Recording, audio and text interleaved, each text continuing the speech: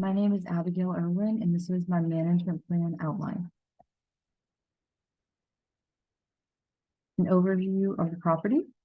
The property is located in St. Gabriel, Louisiana. It's approximately 415 acres, and it is mainly a bottomland hardwood forest. There's 8 main objectives for this management plan for this property. 1 is sustainable forestry. 2 is trophy hunting for white-tailed deer. 3 is restoration of American chestnut. 4 is promoting indicator species. 5 is repairing or replacing water control structures. 6 is recreational fishing. 7 is species conservation. And 8 is conservation easements, if that might be a possibility. So for sustainable forestry, based off of the timber data that we have collected so far, it looks like there is Texas red oak on the property, and red oak was one of the things that Dr. Suggs was interested in possibly profiting from. There was a lot more sugarberry and green ash, however, and those can also be used for timber. So as we process this data more, we'll calculate the basal area of these different species and kind of see what might be the best direction to go in. And we will also be looking at the next stage of succession to see what the future of this looks like. And from there, we'll be able to determine an appropriate management plan. For trophy hunting white-tailed deer, while we did find evidence of deer on the property, such as scat tracks, as well as images from camera traps, it looks like the property might not quite be large enough to support trophy size white-tailed deer. However, there are plenty of small deer on the property. So once we finish compiling all of our data, we'll be able to come up with a more comprehensive management plan. But we do think that promoting proper forage and protecting the bottomland area will help this species and help it thrive. And tree thinning might be necessary to make sure they have enough space to spread out. And that'll help the population because you don't want too much mid-story growth.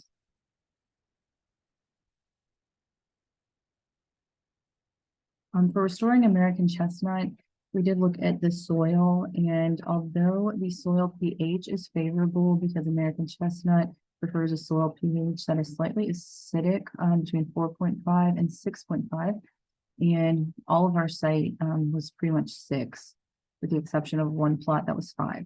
So the soil pH was great, but the soil texture and hydrology are not favorable for American chestnut.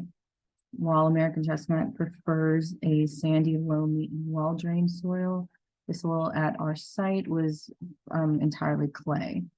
It was very glade, so our soils are very hydrated.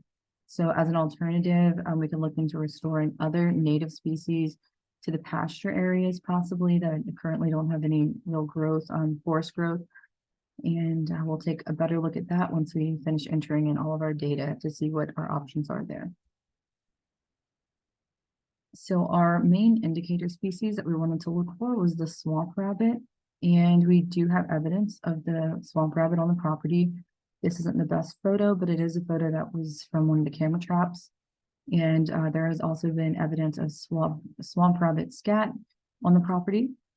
And so what this tells us is our ecosystem is generally healthy. And with that being said, I don't think it would be wise to make any major changes to species composition because it seems like things are pretty good how they are. And we'll want to enhance the current environment to promote the species. We took a look at all of the water control structures on the property, and this graph here shows the number of water control structures that fit into each category. So A, the blue, stands for acceptable condition. The G is good condition. P is poor condition. That's the red. And the orange is not there. It just doesn't exist. And a sample picture to the right shows a poor water control structure. So you can see that it's blocked and kind of crushed and compacted. So that's an example of one that would need to be replaced. And once we kind of get a better idea of the hydrology of the site, we'll see exactly which ones should be replaced and if we need to add any more in. For recreational fishing, there were a couple different ponds that had varying canopy cover, which is great because it can support different species. Some common recreational fish were found in the water body, such as bluegill and sunfish. Management actions could possibly include stocking some new species. And we also want to control the canopy cover and the aquatic vegetation, because if those kind of fall out of favor, then we might not be able to support the recreational fishes that we currently see.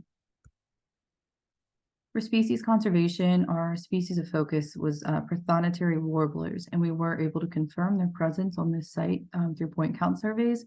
And so to continue supporting this species, we're going to want to manage the vegetation to support an appropriate habitat. And the habitat suitability index will still need to be calculated for this species. And then from that point, we can come up with a better management plan to really see what we should change to support this species long-term. We know that wetlands are definitely on this property, and so conservation easements regarding wetlands are definitely a possibility. Movement of water would be necessary to convert anything back to the natural state. So I was looking at the pastures where this white arrow is in particular to see if possibly that could be converted back into a bottomland hardwood forest. So knowing that, we will be exploring the possibility of using the property as a wetland reserve easement or possibly a mitigation bank. And that concludes our outline, and I hope everybody has a great day.